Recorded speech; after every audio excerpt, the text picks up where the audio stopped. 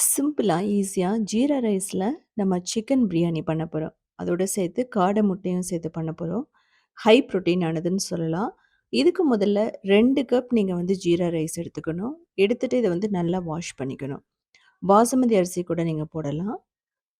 So இது flavour அதிகமா இருக்கும். மனம் அதிகமா இருக்கும். ஸோ அதனால இது ரொம்ப நல்லது கூட. வாஷ் பண்ணிட்டு தேவையான அளவு தண்ணி ஊத்திட்டு ஒரு 10 நிமிஷம் நீங்க ஊற வச்சுருங்க.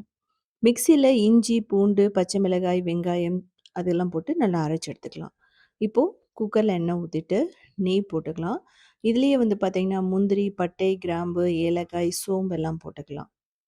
ஸ்டார் அனீஸ் அதுக்கப்புறமா நான் வெங்காயம் போட்டிருக்கேன். இதில பார்த்தீங்கன்னா, மசாலா அப்படின்னா கல்பாசி எல்லாமே சேர்ந்திருக்கு. ஸோ வெங்காயம் லைட் ப்ரௌன் ஆக வரைக்கும் நல்லா வதக்கணும். தின்னா ஸ்லைஸ் பண்ணி போட்டுக்கோங்க. அரைச்சு வச்ச விழுத போட்டுட்டு நல்லா ரோஸ்ட் பண்ணணும். ஸோ அப்பதான் பார்த்தீங்க அப்படின்னா, குழந்தைகளுக்கு லஞ்சுக்கு குடுத்து விடும்போது நல்ல ஒரு ஃப்ளேவரா இருக்கும். ஸோ இப்போ நம்ம தக்காளி போட்டுக்கலாம். 1 இல்லன்னா 2 நல்ல பழுத்த தக்காளிய கூட நீங்க போடலாம். ஸோ இதையும் சேர்த்துட்டு நல்லா ரோஸ்ட் பண்ணணும். இப்போ இதிலேயே தேவையான அளவு உப்பு, மஞ்சள் தூள், மிளகாய் தூள், அதுக்கப்புறமா பார்த்தீங்கன்னா, கொத்தமல்லி தூள் போட்டுக்கலாம். கரம் மசாலா தூள் அதோட சேர்த்து நான் போட்டிருக்கேன். இப்போ பார்த்தீங்கன்னா, நான் போட்டிருக்கிறது கொத்தமல்லியும், புதினாவும்.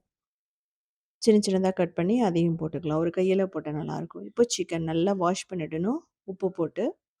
ஸோ இதையும் போட்டு அந்த மசாலாவோட நல்லா ரோஸ்ட் பண்ணுங்க. சிக்கன தனியா நெய்யில வறுத்தும் போடலாம். யூசுவலா கிராமத்தில அப்படி பண்ணுவாங்க. நெய்யிலயோ, ஆயில்லயோ நல்லா ரோஸ்ட் பண்ணிட்டு, அதுக்கப்புறம் போடுவாங்க. ஸோ அந்த மாதிரி கூட நீங்க செஞ்சு பாருங்க நல்லாயிருக்கும். அந்த ஃப்ளேவர் நல்லா இறங்கியிருக்கும். ஸோ நல்லா ரோஸ்ட் பண்ணதுக்கப்புறமா, உங்களுக்கு அந்த கலர் சேஞ்ச் ஆகுறது தெரியும். இதில ஒரு 3 டேபிள் ஸ்பூன் தயிர் போட்டிருக்கோம். தயிர் ஒரு நல்ல ஃப்ளேவர குடுக்கும். இத ஸ்கிப் பண்ணிட வேணாம். இதே ஸ்டைல்ல நீங்க மட்டன், சிக்கன் அதுக்கப்புறமா பார்த்தீங்கன்னா, உருளைக்கிழங்கு, காலிஃப்ளவர், பன்னீர், அப்புறம் மஷ்ரூம் இதே மெத்தட்ல பண்ணி பாருங்க. ஹோட்டல்ல இருக்கிற மாதிரியே அதே டேஸ்ட்ல இருக்கும். கொஞ்சம் கூட சேஞ்ச் ஆகாது. பட் மசாலாவெல்லாம் நம்ம லைட்டா தான் போடுவோம் வீட்ல அப்படிங்கும்போது. அதனால தான் வீட்ல சாப்பிடும்போது நமக்கு அந்த ஏப்பம் வராது. இப்போ தேவையான அளவு தண்ணி, அதுக்கப்புறமா லெமன் ஜூஸ். அந்த விதை இல்லாம போடணும். விதை இருந்துச்சுன்னா கசப்பா இருக்கும். ஸோ நல்லா மிக்ஸ் பண்ணுங்க. இப்போ நல்லா மூழ்கிற அளவுக்கு தண்ணி ஊத்தணும். தண்ணி ஊத்திட்டு மூடி ஒரு 3 விசில் விடலாம். நல்லா வெந்துரும். ஸோ யூசுவலா சிக்கன் பிரியாணி எல்லாம் பார்த்தீங்கன்னா, நம்ம சண்டே செய்றது ரொம்ப நல்லது. குழந்தைகளுக்கு குடுத்துட்டு விடுற மாதிரி இருந்தா, நீங்க சோயா போட்டுக்கலாம் சிக்கனுக்கு பதிலா. ஸோ இப்போ ஒரு 3 விசிலுக்கு அப்புறம் நம்ம எடுக்கிறோம். இதுலயே பார்த்தீங்கன்னா, அந்த தண்ணி இருக்கும். அது இருக்கணும். ட்ரை ஆகக்கூடாது. இதில உப்பு பார்த்துட்டு போட்டுக்கணும். ட்ரை ஆயிடுச்சுன்னா, உங்களுக்கு ரைஸ் தனியா, இது தனியா இருக்கிற மாதிரி இருக்கும். இப்போ நம்ம அந்த ஊற வச்ச ஜீரா ரைஸ போட்டுட்டு நல்லா மிக்ஸ் பண்ணுங்க. இது கொஞ்சம் வேகணும்.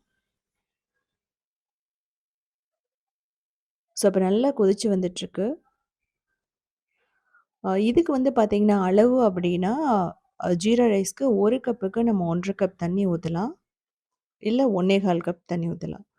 ரொம்ப பெர்ஃபெக்ட்டா இருக்கும். நீங்க வெஜிடபிளா இருந்தாலும் சரி, அதுக்கப்புறம் பருப்பு சாதமா இருந்தாலும் சரி, இது மாரி போட்டுக்கலாம். இப்போ நான் காடை முட்டை எடுத்து வச்சிருக்கேன். அத ஒரு 5 நிமிஷம் கொதிக்கிற தண்ணீல போட்டோம் அப்படின்னா, சூப்பரா வெந்துரும். இதிலேயே புதினா, அதுக்கப்புறம் நெய் போட்டுக்கலாம். இன்கேஸ் ரொம்ப தண்ணி வத்துன மாதிரி இருந்துச்சுன்னா, சுண்டுன மாரி இருந்துச்சுன்னா, எக்ஸ்ட்ரா நல்ல சூடான தண்ணியோ, கோல்ட் வாட்டர் எது வேணாலும் நீங்க ஊத்திக்கலாம். கொஞ்சம் மட்டும். அதாவது அந்த அரிசியோட லெவல், அதுக்கப்புறம் தண்ணியோட லெவல் பார்த்தீங்க அப்படின்னா, ஈக்குவலா இருக்கணும். அரிசி கொஞ்சம் மேல தெரியலாம். இதுதான் பதம்ன்னு சொல்லுவோம். நல்லா கொதிச்சுட்ருக்கும்போது, மூடி ஒரு ஹை ஃப்ளேம்ல ஒரே ஒரு விசில் மட்டும் விடுங்க. அதுக்கப்புறமா என்ன பண்ணலாம் அப்படின்னா, இந்த மாரி தோசை கல்ல வச்சுட்டு, ஒரு 10 நிமிஷம் லோ ஃப்ளேம் வச்சுட்டீங்கன்னா, தம் போட்ட மாதிரி ஆயிடும். ஸோ, அதில இருக்கிற அந்த மாய்ஸ்சர் எல்லாம் போயி, ரொம்ப சூப்பரா ரெடி ஆயிடும். இப்ப பாருங்க, நல்லா உதிரி உதிரியா இருக்கும். அந்த ஸ்டீம் போனதுக்கப்புறம் எடுங்க. வாழ இலையில போட்டு சாப்பிடும்போது அவ்வளோ சூப்பரா இருக்கும். இதுக்கு கத்திரிக்காய் சட்னின்னு ஒண்ணு இருக்கு. அதுவும் நான் வீடியோ போட்டிருக்கேன் உத்தமி கிச்சன்ல. ஸோ இதே மாரி சிம்பிளான, யூனிக்கான ரெசிபீஸ் வேணும்னா, நீங்க உத்தமி கிச்சன ஃபாலோ பண்ணலாம். கிரியேட்டிவ் வேர்ல்டுன்னு இன்னொரு சேனல் இருக்கு. அதுலயுமே 2000 ரெசிபீஸ் இருக்கு. சவுத் இண்டியன் ஃபுட்ஸ் டாட் இன்ங்கிற வெப்சைட்ட 19 இயர்ஸா ரன் பண்றோம். அதுலயுமே 8000 ரெசிபீஸ் இருக்கு. எல்லாமே சிம்பிளான வெஜிடேரியன் ரெசிபீஸ் தான். இது வந்து பார்த்தீங்கன்னா, ரைத்தா வந்து நல்லாருக்கும். வெள்ளரிக்காய் ரைத்தா, ஆனியன் ரைத்தாலாம் போட்டு பண்ணி பாருங்க.